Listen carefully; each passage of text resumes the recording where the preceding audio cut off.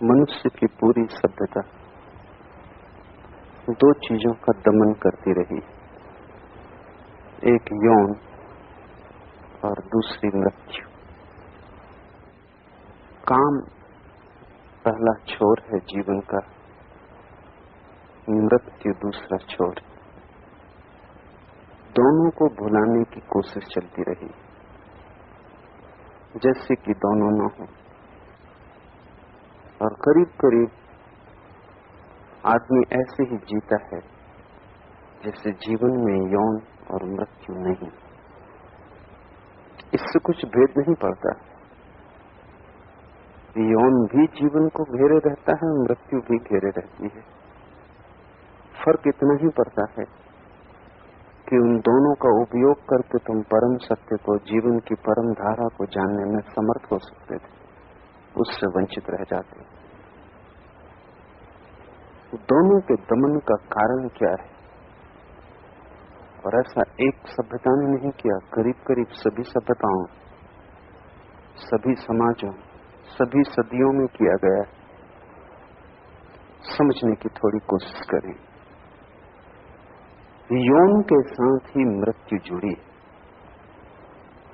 इस पृथ्वी पर केवल वे ही मरते हैं जो यौन के द्वारा पैदा होते। पृथ्वी पर दो तरह का जीवन, एक तो जीवन है जो अयौनज, जो यौन से पैदा नहीं होता, जैसे अमीबा है, बहुत छोटा सा एक कोष्ठ का प्राणी। अमीबा बिना काम वासना के पैदा होता है, इसलिए अमीबा की कोई साधारण मृत्यु नहीं होती। अमीबा के जीवन का ढंग समझे। अमीबा सिर्फ भोजन करता जाता है, एक कोष्ठी है, कोई और इंद्रियां नहीं है, बस शरीर है। शरीर से ही वो भोजन को आत्मसात करता रहता है। एक सीमा आती है जब शरीर इतना बड़ा हो जाता है कि अमीबा को उस शरीर को खींचना मुश्किल हो जाता, असंभव हो जाता। तब अमीबा के बीच में दरार पड़ने लगती है और शरीर दो हिस्सों में बट जाता। दो अमीबा हो जाते हैं एक की जगह। फिर दोनों भोजन में लग जाते हैं, और जब भी फिर भोजन इतना ज्यादा हो जाता है शरीर में कि अमीबा खींच नहीं सकता, तब फिर दो में विभाजित हो जाता। ऐसा अमीबा कभी मरता नहीं। उसके पैदा होने का ढंग यौन नहीं, वो बचा ही रहेगा जब तक कि मारा ही न जाए, नष्ट ही न किया जाए।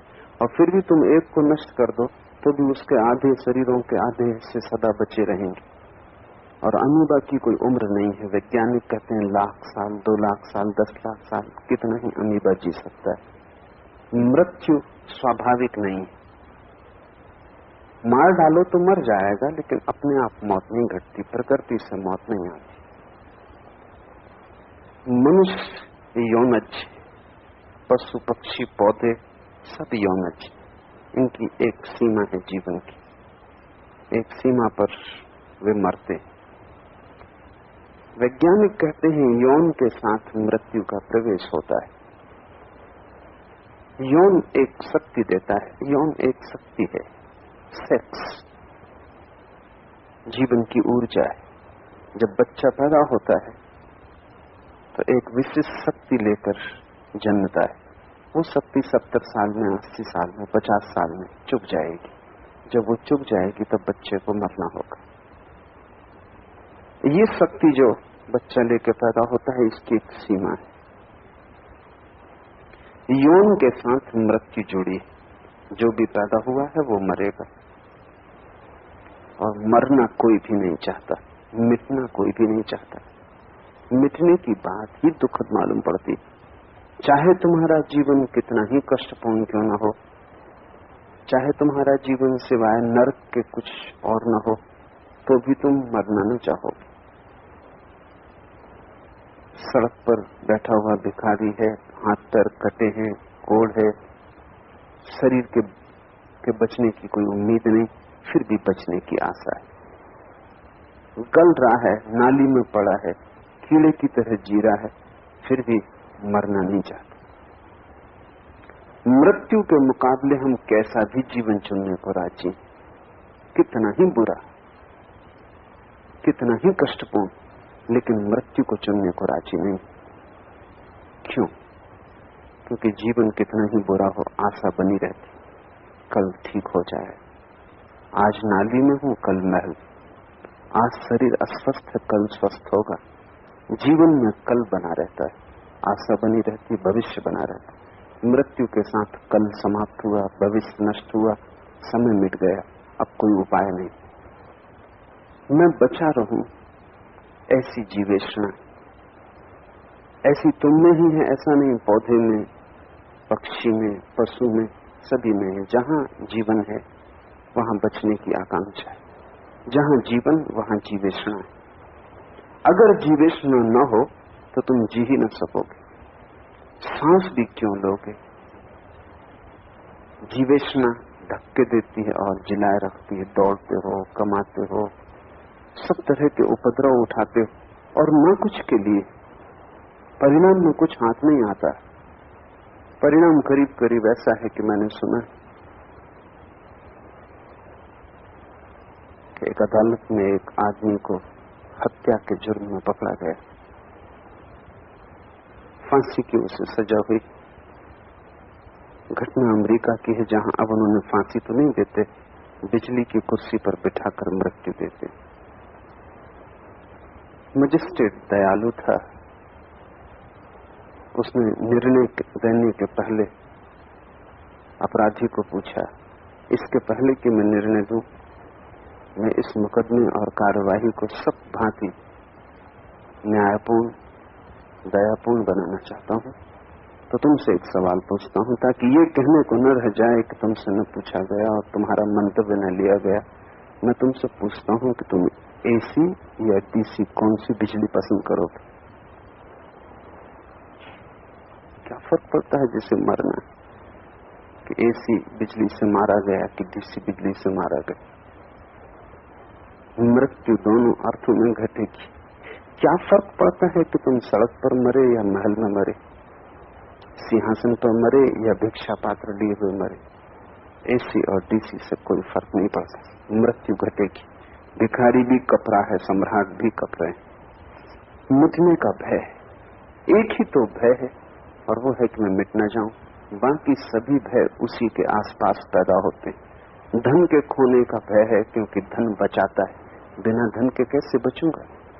मित्र के खोने का भय है क्योंकि मित्र संकट में साथ देगा, बचाएगा। अकेला कैसे बचूंगा। सभी चीजों का जहां जहां तुम्हें भय है, वहां वहां जानना कि भय के पीछे मृत्यु छिपी। हर भय के पीछे मृत्यु का चेहरा है। आदमी इतना भयभीत है कि वो ये भूलना चाहता है कि मैं मरूंगा, इसलिए हम मरघट गांव के बाहर बनाते। मौत जिंदगी के बीच में है, मरघट गांव के बाहर। मौत बाजार में है, मरघट बाहर। मौत हर घड़ी सामने है, मरघट को हमने छिपा रखा है, दूर वहां कोई नहीं जाता। जब मजबूरी में किसी मित्र को, परिजन को विदा करने जाते हैं, तब भी हम वहां से जल्दी भागना चाहते। वहां छाती कपती, वहां डर लगता है। रात को वहां से कोई निकलता नहीं, अकेले में वहां से कोई गुजरता नहीं। भूत प्रेत का डर नहीं है वो, मरघट को देख के अपनी मौत याद आती। वो प्रतीक है मृत्यु का कि सभी को यहीं आ जाना होगा। आज नहीं कल, देर अबेर मैं भी यहीं आऊंगा। मेरे परिजन मित्र मुझे यहाँ पहुंचा जाएंगे और जल्दी भागेंगे, यहाँ रुकना न चाहेंगे। जैसा मैंने किया है वैसा ही वे भी करेंगे। मृत्यु को हम छिपाते, राह से लाश निकलती हो, मृत्यु यात्रा निकलती हो तो बच्चों को मां भीतर बुला लेती, द्वार बंद कर देती। मृत्यु का पता न चले। क्यों? जो है उसे छिपाने से क्या लाभ होगा, और जो है उसे तुम छिपा कैसे पाओगे। कितना ही छिपाओ, कहीं न कहीं से मौत दिखाई ही पड़ेगी। तो फिर हमने छोटे इंतजाम के साथ बड़े इंतजाम भी किए। बड़े इंतजाम ये किए हैं कि हर डरने वाला मानता है कि आत्मा अमर, इसलिए नहीं कि उसे पता है, इसलिए भी नहीं कि उसे कोई अनुभव, इसलिए भी नहीं कि किसी गुरु के सत्संग में उसने सीखा है, न सिर्फ इसलिए कि हृदय भयभीत और भय सहारे चाहता है। ये सिद्धांत बड़ा सहारा देता है कि आत्मा अमर है, शरीर ही मरेगा, आत्मा अमर है। मैं तो बचूंगा, मेरे मिटने को का कोई कारण नहीं। तो हम मरघट छिपाते, मृत्यु छिपाते, और फिर आखिरी उपाय ये करते हैं भरोसे का भीतर कि मैं तो मरूंगा नहीं, ये तो घर है, छूट जाए, मैं तो यात्री हूं, ठहरा हूं, आगे चला जाऊं। ये तुम्हें पता होता तब दूसरी बात थी, ये तुम्हें पता नहीं। और जिन्हें पता होता है उन्हें तभी पता होता है जब वो मृत्यु का भय छोड़ देते। और तुम तो मृत्यु के भय के कारण ही इस सिद्धांत को पकड़े बैठे हो कि आत्मा अमर है। जलेगी लाश, मैं नहीं जलूंगा, शरीर छिद जाएगा वाहनों से, मैं नहीं छिदूंगा। भय के कारण तुम ये सूत्र दोहराए चले जाते, भय के कारण ही तुम धर्म को पकड़े हुए हो। और धर्म तो उन्हीं ही मिलता है जो अभय को उपलब्ध हो जाते। इसकी बड़ी कठिनाई दुनिया में दो तरह के धार्मिक, एक तो वह धार्मिक जो अभय के कारण धर्म को उपलब्ध हुआ है, जिसने अभय के कारण झांक कर देख लिया मृत्यु में और पाया कि अमृत छिपा है। और दूसरे भय के कारण घुटने टेके हुए मंदिर मस्जिदों में प्रार्थना करते हुए लोग, वे भी धार्मिक दिखाई पड़ते, लेकिन उनके घुटने भय के कारण झुके। वे परमात्मा से प्रार्थना कर रहे हैं हमें बचाना। उन्हें अभी पता ही नहीं है कि परमात्मा उनके भीतर ही छिपा है जिससे वे प्रार्थना कर रहे हैं। वो प्रार्थना करने वाले में ही छिपा है, उससे क्या प्रार्थना करनी। वो तुम ही हो जिसके सामने तुम घुटने टेक के झुके हो। घुटने टेकने से कुछ भी न होगा, भीतर मुड़ने से कुछ होगा। घुटने मोड़ने से कुछ न होगा, चेतना मोड़ने से कुछ होगा। हाथ जोड़ने से कुछ भी न होगा, भीतर बटे हुए प्राण को जोड़ना पड़ेगा। हाथ जोड़कर हम नमस्कार करते हैं, वो सिर्फ प्रतीक है। ऐसा ही भीतर तुम्हारा खंड खंड मन जुड़ जाए। और जैसे मैंने कल कहा, बायां हाथ दाएं मस्तिष्क का प्रतीक, दायां हाथ बाएं मस्तिष्क का प्रतीक। हम हाथ जोड़ के नमस्कार करते हैं, उस नमस्कार का गहरा अर्थ है कि तुम्हारे भीतर दाएं और बाएं मस्तिष्क एक हो जाएं, खंड न रह जाएं, विभाजन, द्वंद्व, द्वैत चला जाए, तुम भीतर जुड़ जाओ। उस जोड़ को ही योग कहा है। योग का अर्थ परमात्मा से जुड़ जाना नहीं, योग का अर्थ अपने भीतर जुड़ जाना। जैसे ही तुम जुड़े तुम परमात्मा हो गए।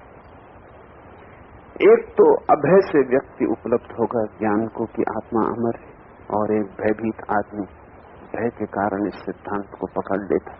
ये सिद्धांत सुरक्षा देता है, आश्वासन देता है, सांत्वना देता है, डर को कम करता है।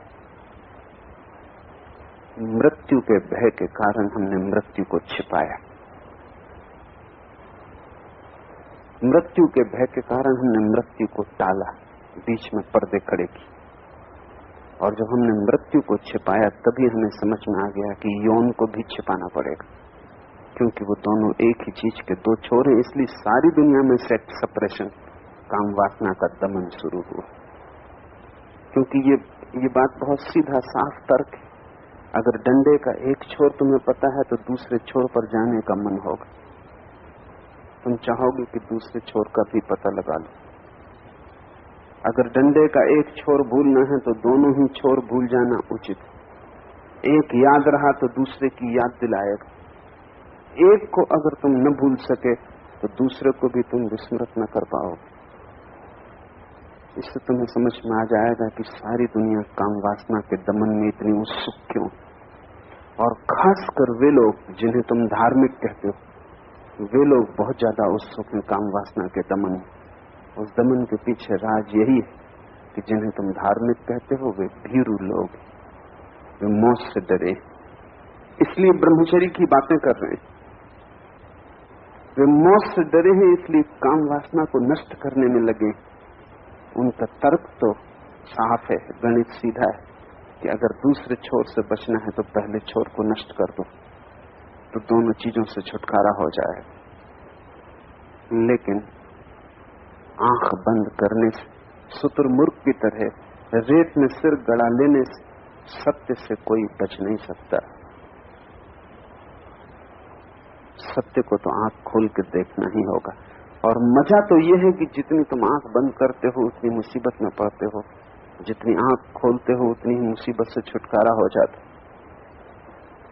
मृत्यु भूल जाए इसलिए यौन को भुलाने की हमने कोशिश की। मरघट में छिपा दिया मौत को, गांव के बाहर रात के अंधेरे में छिपा दिया है काम वासना को। तुम दिन में बाजार में चलते हुए लोगों को, कॉलेज में पढ़ते पढ़ाते लोगों को, नेताओं को सोच भी नहीं सकते कि इनके जीवन में कोई काम वासना होगी। सब साफ सुथरा मालूम पड़ता, कहीं कोई बात नहीं दिखाई पड़ती। अगर हम लोगों का बाहर का ही जीवन देखें, बर्ट्रैंड रसल ने कहीं लिखा है, अगर मंगल से कोई यात्री आए और एक दिन अध्ययन करके लौट जाए तो उसे पता ही नहीं चलेगा कि लोगों के जीवन में काम वासना है। देखेगा लोग बाजार में जाते हैं, दुकान करते हैं, बातचीत करते हैं, किताब पढ़ते हैं, पूजा करते हैं, प्रार्थना करते हैं, मुर्दों को दफनाते हैं, सब करते हैं, लेकिन जन्म कैसे होता है जीवन का, ये बात उसे अपरिचित रह जाएगी, क्योंकि उसे तो हमने बिल्कुल छिपा के रखा, किसी को पता न चले, ऐसा छिपा के रखा है। काम वासना को छिपाया है ताकि मृत्यु दिखाई न पड़े। और एक को भी तुमने उघाड़ा तो दूसरा उघड़ आता है। ये घटना इस सदी में घटी। सिगमंड फ्रायड ने काम वासना को उघाड़ना शुरू किया, क्योंकि उसे लगा मनुष्य की बीमारियों का 90% कारण काम वासना का दमन। क्योंकि उसने देखा पागलखानों में बैठे हुए लोगों को, उनमें 90% लोग काम वासना के ही रोग से ग्रसित और पीड़ित। और उसने अध्ययन किया उन 10% लोगों का भी जो काम वासना से ग्रसित नहीं दिखाई पड़ते, ऊपर से बहुत गहरी खोजबीन करने पर कहीं गहरे अचेतन में रोग उनका भी वही। सारी विक्षिप्तता काम ऊर्जा के गलत मार्गों पर चले जाने से पैदा होती। फ्रायड से लोग बहुत नाराज हुए। शायद मनुष्य जाति के इतिहास में इतनी नाराजगी कभी किसी आदमी के प्रति नहीं रही जितनी फ्रायड के प्रति रही। जीसस को लोगों ने सूली चढ़ाई, लेकिन फिर भी वे इतने नाराज न थे। सुकरात को जहर दिया, फिर भी इतने नाराज न थे। फ्रायड से लोग जितने नाराज रहे, उतना आज तक मनुष्य जाति के इतिहास में किसी आदमी से नाराज नहीं रहे, क्योंकि इसने बड़ा गहरा घाव छू दिया। इसने काम वासना को उघाड़ कर रख दिया। सारी दुनिया में विरोध हुआ फ्रायड का, लेकिन तथ्यों का विरोध करने से तथ्य मारे नहीं जा सकते। जितना विरोध हुआ उतने ही तथ्य सिद्ध हुए, जितना विरोध हुआ उतना ही पता चला कि वो ठीक है। और ये भी पता चला कि तुम्हारे विरोध में जो जोश खरोश था वो इसीलिए था कि उसने तुम्हारा घाव छू दिया था। तुम छिपाना चाहते थे, उसने उघाड़ दिया था। उसने बड़ी गहरी बातें खोजी और उसने पाया कि पूरा जीवन मनुष्य का काम वासना से भरा है। बचपन से लेकर ठीक पैदा होने के क्षण से हम सोचते थे कि बच्चे के जीवन में कोई काम वासना नहीं, वो बिल्कुल निर्दोष पवित्र, लेकिन हमारी धारणा गलत है। पहले दिन का बच्चा भी काम वासना से भरा है। ये स्वाभाविक भी है, क्योंकि काम वासना से ही जो पैदा हुआ है वो काम वासना से कैसे न भरा होगा। गंगा गंगोत्री पे भी जल से तो भरी ही होगी, कितनी ही छोटी हो। बाद में जल से तो नहीं भर जाएगी, जल तो लेकर ही चलेगी। जल तो जीवन की धारा है। तो बच्चा जब काम वासना से पैदा हुआ है तो काम वासना से भरा होगा। हाँ, उसकी काम वासना अभी स्वच्छ, अभी तुम उसे विकृत नहीं कर पाए। इसलिए मैं उसे कहता हूं वो पवित्र है। इसलिए नहीं कि वो काम वासना से नहीं भरा है, बल्कि इसलिए कि अभी समाज उसे विकृत नहीं कर पाया। उसकी काम वासना शुद्ध, गंगोत्री पर शुद्ध जल है अभी, और नदियों का कूला कबाड़, रास्ते की यात्रा में आई हुई सारी नालियां, गंदे नाले अभी उससे नहीं मिले। अभी वो बड़ी नदी नहीं बनी, अभी स्रोत पर है, अभी सब शुद्ध और साफ है। बच्चे की काम वासना बिल्कुल शुद्ध और साफ है, और बच्चा उतना ही कामातुर है जितना कि बूढ़ा। उसकी कामातुरता के ढंग अलग हैं, क्योंकि कामातुरता धीरे धीरे विकसित होगी, परिपक्व होगी। बच्चे की काम वासना उसके ओंठों में केंद्रित है। जैसे जैसे वो बड़ा होगा वैसे वैसे काम वासना गहरी होगी। ओंठ से लेके जनेंद्री तक आने में 14 वर्ष लग जाएंगे। और जो लोग भी किसी भांति इस काम वासना को जनेंद्री तक आने से रोक लेंगे, उनकी काम वासना ओंठों में केंद्रित रह जाएगी। तब वो ज्यादा खाएंगे, सिगरेट पिएंगे, पान चबाएंगे। ये सारा जो उपद्रव पैदा होगा वो काम वासना ओंठों में रह गई, वो बचकाने रह गए। उनकी वासना की ठीक यात्रा न हो पाई। गंगोत्री पर तो सब ठीक था, लेकिन गंगा का रास्ता भटक गया। धीरे धीरे वासना गहरी होगी और जनेंद्री तक आएगी। इसलिए चुंबन का और संभोग का बड़ा गहरा संबंध। वो दो छोर, ओंठ एक छोर, जनेंद्री दूसरा छोर। और इन दोनों के बीच जब लहर की भांति वासना उठती है तो पूरा देह तंत्र कंपित होता है। ये पूरा देह तंत्र कंपित होता हो और वासना का विसर्जन जनेंद्री से हो तो काम। ये पूरा तंत्र कंपित होता हो और वासना विसर्जित जनेंद्री से न हो, नीचे की तरफ न जाए, ऊपर की तरफ जाए तो कुंडलनी। वासना शरीर में भटक जाए और शरीर के द्वार से खो जाए बाहर तो यौन। यही वासना तरंगित होकर ऊपर की तरफ उठने लगे, ऊर्ध्वगामी हो जाए, अंतर्मुखी हो जाए और शरीर से बाहर न खोए बल्कि केंद्र की तरफ चली जाए। इसकी धारा उल्टी हो जाए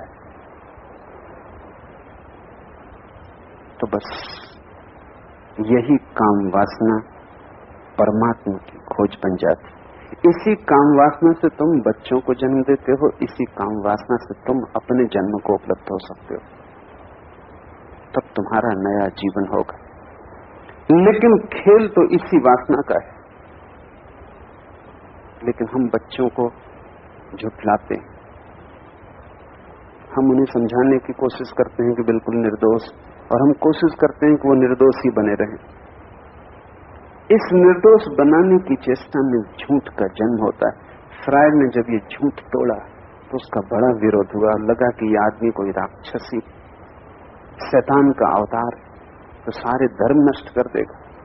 शुद्ध पवित्र बच्चों तक में ये वासना बता रहा है। और फ्रायड ने कहा कि न बच्चे में, सभी में, मां में भी बेटे के प्रति वासना है। और जो मां सच में ही विकृत नहीं हुई है, जब बच्चा उसके स्तन से दूध पिएगा तो वैसा ही आनंद पाएगी जैसा संभोग में पाती।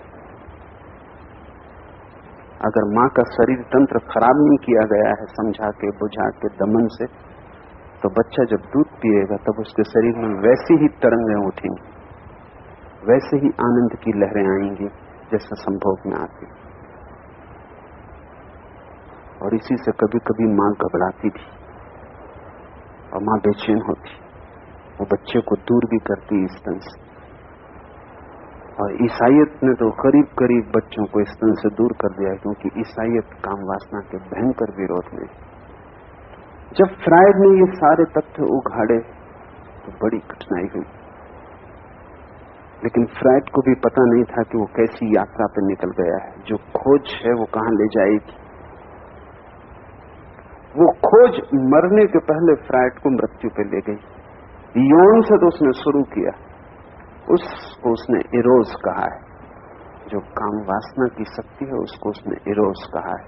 काम ऊर्जा, काम की गहरी वृत्ति, मरने के पहले उसे धीरे धीरे ख्याल में आने लगा कि एक और वृत्ति है मनुष्य में, वो मृत्यु द्वंद है, इरोध और मृत्यु वासना। वो ज्यादा दिन जिंदा नहीं रहा, इसलिए दूसरी बात काम वासना के प्रति सचेत होगा। वो आज नहीं कल मृत्यु के प्रति भी सचेत हो जाए। और इससे विपरीत घटा मनुष्य जाति के इतिहास में। मृत्यु के भय के कारण हमने मृत्यु को तो छिपा ही, यौन को भी छिपा डाला। और जीवन में तथ्यों को छिपाने से कभी कोई सत्य तक नहीं पहुंचता। वे तथ्य चाहे कितने ही कुरूप हों, कितने ही भयंकर हों, वो मन को कितने ही कपाते हों, भूकंप लाते हों, तूफान लाते हों, उनका सामना करना ही होगा। उनके प्रत्यक्ष से ही तुम सबल होगे, अभय को उपलब्ध होगे। दुनिया के धर्मों ने दोनों का उपयोग किया है, वास्तविक धर्मों ने, क्योंकि एक तो धर्म है जो बाजार में चलता है, मंदिर मस्जिद गुरुद्वारा वाला धर्म। एक धर्म है जो नानक, कबीर, बुद्ध, महावीर उनके साथ ही समाप्त हो जाता है। एक तो धर्म है जो तुमने अपने हिसाब से अपने योग बना रखा है, जो सांत्वना से ज्यादा नहीं। और एक धर्म है खोज, जहां प्राण दांव पर लगाने पड़ते हैं। उस धर्म की मैं बात कर रहा हूं जहां प्राण दांव पर लगाने पड़ते हैं। उस धर्म में दो तरह के धर्म हैं। एक तो तांत्रिक, जो काम वासना के तथ्य से खोज शुरू करेगा, क्योंकि जब जीवन के सत्य को जानना है तो जीवन जहां से उद्गमित होता है उसके सत्य को जानना होगा। अगर एक वैज्ञानिक को पदार्थ के सत्य को जानना है तो वो विश्लेषण करता है और पदार्थ के अंतिम परमाणु को पकड़ता है, क्योंकि वहीं से पता चलेगा। जिस चीज को भी खोजना हो उसकी अंतर्धारा में प्रवेश करना जरूरी। तो एक तरह का धर्म है जो तंत्र से शुरू होता है, ताकि जीवन की आखिरी बुनियाद को पकड़ लिया जाए, वहीं से हम परमात्मा का द्वार खोज सकेंगे। दूसरा धर्म दूसरी यात्रा कर सकता है, वो है मृत्यु की खोज से। तो या तो काम वासना की गहरी खोज करो या मृत्यु की गहरी खोज करो। दो ही द्वार हैं, या तो जन्म या मृत्यु, ये दोनों द्वार हैं परमात्मा में प्रवेश के, और दोनों से तुम डरे हुए हो, इसलिए तुम कहीं भी नहीं पहुंच पाते। तुम मध्य को पकड़े हो और दोनों छोर से डरे हुए हो। ये सूफी कथा, ये सूफी जो कथा है, ये मृत्यु के स्मरण की विधि के संबंध में। सूफी मृत्यु के छोर से सत्य की खोज किए, जैसा तंत्र काम वासना के छोर से सत्य की खोज किया, ऐसा सूफी मृत्यु के छोर से सत्य की खोज किए। या तो वहां से शुरू करो जहां से जीवन आविर्भूत होता है, या वहां से शुरू करो जहां जीवन विलीन होता है। जिससे जीवन आता है उसे खोजो, या जिसमें जीवन जाता है उसे खोजो। या तो वर्तुल का प्रथम चरण या वर्तुल का अंतिम चरण, या तो ये छोर या वो छोर, दोनों के बीच में तो तुम पकड़े हो, दोनों छोरों से तुम भयभीत हो। अब इस कथा को समझने की कोशिश करो, क्योंकि सूफी मृत्यु पर ध्यान करते हैं। वो कहते हैं परमात्मा पर ध्यान करने से क्या होगा, जिसका तुम्हें पता ही नहीं उसका तुम ध्यान भी कैसे करोगे। तुम नाम जप सकते हो, लेकिन तुम भी जानते हो कि वो नाम तुम्हारी ही ईजाद। तुम परमात्मा की प्रतिमा भी बना सकते हो, लेकिन तुम भी जानते हो कि वो तुमने ही बनाई नहीं। नाम जपने और प्रतिमाएं बनाने से कुछ भी न होगा। तुम्हारे भीतर जो इस समय जीवन की धारा बह रही, उसके छोरों को खोज लो, क्योंकि हर छोर पर परमात्मा मौजूद है, या तो पहले दिन या अंतिम दिन। परमात्मा यानी जीवन का विराट सत्य, उससे ही तुम आए, उसी में तुम जाओगे। छोर पर पकड़ने की कोशिश करो। एक दरवेश समुद्र यात्रा पर था। दरवेश सूफी फकीर को कहते हैं। ये बड़ा सम्मानित शब्द है। इसका अर्थ है जो परमात्मा के लिए भिखारी हो गए, फकीर। जिसकी आकांक्षा सिवाय परमात्मा के और कुछ भी नहीं मांगती, जिसका भिक्षा पात्र कुछ और स्वीकार नहीं करता सिवाय परमात्मा को, जिसके जीवन में एक ही धुन सतत बज रही, एक तारे की भांति जिसका एक ही तार एक ही आवाज देता रहता है परमात्मा की, जो न धन चाहता है न पद चाहता है, जो न यश चाहता है न प्रतिष्ठा चाहता है, न जो सम्मान चाहता है, न जो जीवन चाहता है, जो एक ही चीज चाहता है कि उसको पालूं जिससे मैं आया हूं और जिसमें मैं चला जाऊंगा, जो परम सत्य का भिखारी। दरवेश का अर्थ है जिसके भिक्षा पात्र में परमात्मा से कम कुछ स्वीकार न होगा, वो उसी को मांगने निकला है, जिसने अपनी सारी आकांक्षाओं को जोड़कर एक ही अभीप्सा बना ली। तुम्हारी आकांक्षाएं अनंत, छोटे छोटे कणों की भांति, तिनकों की भांति हैं। दरवेश की एक ही आकांक्षा, उसने सभी आकांक्षाओं के तिनकों को जोड़ के एक रस्सी बना ली। उस रस्सी का नाम अभीप्सा है।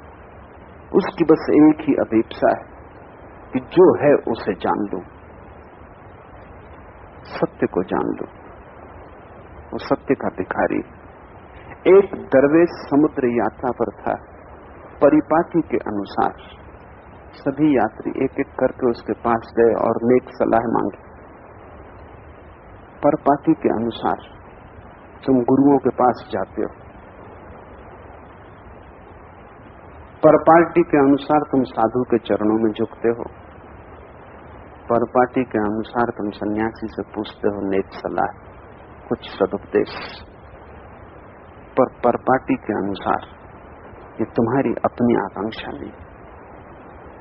ऐसा सभी लोग करते रहे, करना औपचारिक नियम है, इसलिए तुम करते हो। मंदिर तुम जाते हो, मस्जिद जाते हो, परपाटी के अनुसार। ये तुम्हारी अपनी निजी प्रेरणा नहीं, ये भी उधार। वैश्या के घर तुम जाते हो तब तुम परिपाटी के अनुसार नहीं जाते, तब तो पूरी परंपरा विपरीत, परिपाटी विरोध कर रही, सभी खिलाफ, तुम अपनी निजी अभीप्सा से जाते हो। लेकिन जब तुम मंदिर जाते हो तब तुम परिपाटी के अनुसार जाते हो, तब तुम परंपरा के कारण जाते हो। और ध्यान रहे तुम वहीं पहुंचोगे जहां तुम अपने कारण जाते हो। दूसरों के कारण तुम जहां जाते हो वो जाना ही झूठ। इस झूठ से अपने को बचाना। इसलिए तो कितनी बार तुम मंदिर गए और कभी मंदिर नहीं पहुंचे, कितनी बार साधुओं के चरणों में झुके और कभी नहीं झुके। तुम्हारा अहंकार खड़ा ही रहा, वो झुकना एक झूठ था। कितनी बार तुमने शास्त्र पढ़ा, एक शब्द तुम्हारे भीतर न गया। और जिसकी प्यास ही ना हो उससे तुम पियोगे कैसे? और जब भूख ही न लगी हो तो तुम भोजन कैसे करोगे? और पचाना तो असंभव। और बिना भूख अगर तुमने भोजन भी कर लिया तो वमन होगा, उससे कुछ लाभ न होगा, हानि होगी। उससे तुम्हारा खून नहीं बनेगा, तुम परिपुष्ट न होगे, उससे तुम्हारा बोझ बढ़ सकता है, लेकिन तुम्हारी मुक्ति उससे करीब न आएगी। परिपाटी के अनुसार सभी यात्री एक एक करके दरवेश के पास गए और नेक सलाह मांगी। मुसलमान मुल्कों में जहां भी दरवेश आ जाए तो लोग झुक उससे सलाह मांगते कि कुछ हम अज्ञानियों को दे दो। इस बात को ठीक से समझ लेना कि ये अगर तुम अपने कारण मांगते हो तो तुम्हें मिलेगा, अगर तुम ये सिर्फ परंपरा के कारण मांगते हो तो तुम्हें नहीं मिलेगा। इसका ये अर्थ नहीं कि दरवेश नहीं देगा, दरवेश तो देगा, वो तो उसे भी देता है जो मांगता है, जो नहीं मांगता उसे भी देता है। उसके देने में कोई शर्त नहीं, लेकिन तुम्हें नहीं मिलेगा। वो देगा तो भी नहीं मिलेगा, क्योंकि तुम उसे लोगे ही नहीं। तुम सुन लोगे ऊपर ऊपर, भीतर तुम कहीं और होगे। वो बीज तो तुम पर फेंकेगा, लेकिन वो बीज तुम्हारे हृदय में न पड़ेगा, क्योंकि हृदय तो तुम तभी खोलते हो जब तुम प्यास से भरते हो, अभीप्सा से भरते हो। तभी तुम्हारा हृदय चातक की भांति मुंह खोलकर चांद की तरफ देखता है। जब तुम चातक की भांति किसी सद्गुरु के पास होते हो तो ही उसकी वर्षा की बूंदी तुम्हारे भीतर जाएगी और मोती बनेगी। अन्यथा वो देता रहेगा और तुम्हें नहीं मिलेगा। उसके देने के कारण कभी कभी तुम्हें यह भ्रांति भी होगी कि तुम्हें मिल गया। गुरु के देने से शिष्य को नहीं मिलता, शिष्य के लेने से मिलता है। इसलिए गुरु के पास रह के बहुत बार ये मन में भ्रम पैदा हो जाता है कि काफी मिल रहा, क्योंकि वो तुम्हें देता हुआ दिखाई पड़ता है। लेकिन तुम ऐसे पात्र हो जिसमें पैंदी नहीं, वो डालता जाता है और तुम्हारे भीतर सब बहता चला जाता है। वो पैंदी तो तभी होती, तुम संभालते हो उसे तभी हो जब तुम समझते हो ये हीरा है, इसे बचाना है, ये मेरे से भी ज्यादा कीमती। तब तुम उसे छाती के अंतस्तम में छिपा लेते हो, तब वो बीज बनता है। उस बीज से तुम रूपांतरित होते हो। परिपाटी के अनुसार वे फकीर के पास गए, उन्होंने नेक सलाह मांगी। दरवेश ने सबको एक ही बात कही। सभी सद्गुरु एक ही बात सभी को कहते हैं, दूसरी बात कहने को नहीं। सत्य बहुत तो नहीं, तो तुम चाहे महावीर के पास जाओ नेक सलाह मांगो, चाहे बुद्ध के पास, चाहे जरथुस्त्र के पास, चाहे कृष्ण के पास, चाहे मोहम्मद के पास, बात तो एक ही। भाषा अलग होगी, प्रतीक अलग होंगे, ढंग अलग होंगे, कहने की व्यवस्था अलग होगी, लेकिन बात तो एक ही कहने जैसा है।